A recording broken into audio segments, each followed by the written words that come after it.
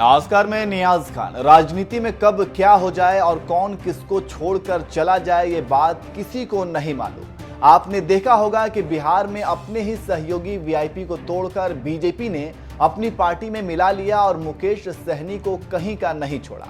इसका बदला लेने के लिए मुकेश सहनी ने जाल बिछाया और 1 महीने के अंदर बीजेपी से तगड़ा बदला लिया।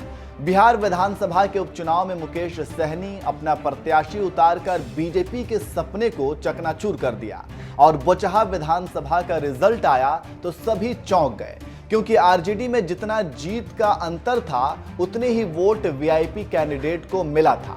और अब आरजेडी के इफ्तार पार्टी में पहुंचकर नीतीश कुमार ने बीजेपी को कड़ा संदेश दिया है। पहले आप तेजस्वी यादव की बात सुनिए। लोग हमेशा से ही सेकेंड लास्ट जो जुम्मा होता है उसी दिन हम लोग हमेशा इफ्तार देते रहे हैं और खुशी की बात है कि पहले से हम लोग अपील में थे बेल को लेकर के लालू जी के, और बेल हुआ है तो बहुत खुशी की बात है। और अचानक जिस तरीके से नीतीश कुमार जी आए, अनएक्सपेक्टेड था। कयास लग रहे हैं कि कुछ तो बड़ा तो हो रहा है, महागठबंधन में फिर से क्या वो शामिल हो रहे हैं?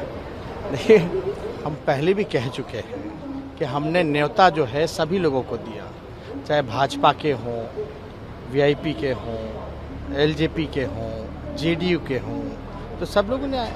और ये तो परंपरा रही है कि हर एक दूसरे के इफ्तार में हम लोग हमेशा शिरकत करते हैं। तो सुन लिया आपने क्या कह रहे हैं तेजस्वी यादव। लेकिन इस इफ्तार पार्टी में शामिल होने पर राजनीतिक विश्लेषकों के कान खड़े हो गए हैं और वो अपने नजरिए से अपनी बात रख रहे हैं।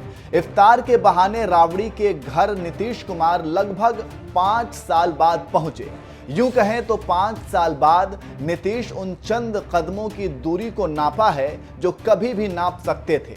नीतीश कुमार के राबड़ी आवास पर जाने से कई सियासी बातें सामने आ रही हैं। अगर नीतीश कुमार औपचारिक निमंत्रण पत्र के बहाने वे लालू राबड़ी के घर पहुंच गए तो इसके बड़े मायने हैं। केंद्रीय गृह मंत्री अमित शाह 2 दिनों के बिहार दौरे पर आ रहे हैं। अमित शाह भोजपुर के जगदीशपुर जाएंगे, जहां उनका कार्यक्रम है। उससे पहले नीतीश कुमार राबड़ी आवास पर पहुंच बहुत बड़ा सियासी संकेत दे दिया है। जानकारी देते चले कि 5 साल के बाद आरजेडी की तरफ से दावते इफ्तार का आयोजन किया गया था।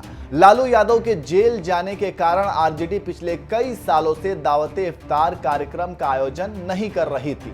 इस इफ्तार में शामिल होने के लिए पक्ष विपक्ष की तमाम पार्टियों के प्रमुखों, वरिष्ठ नेताओं को आमंत्रित किया गया था। लेकिन आरजेडी ने अपनी इफ्तार पार्टी से हलचल पैदा कर दी है और बीजेपी से लीड लेती नजर आ रही है।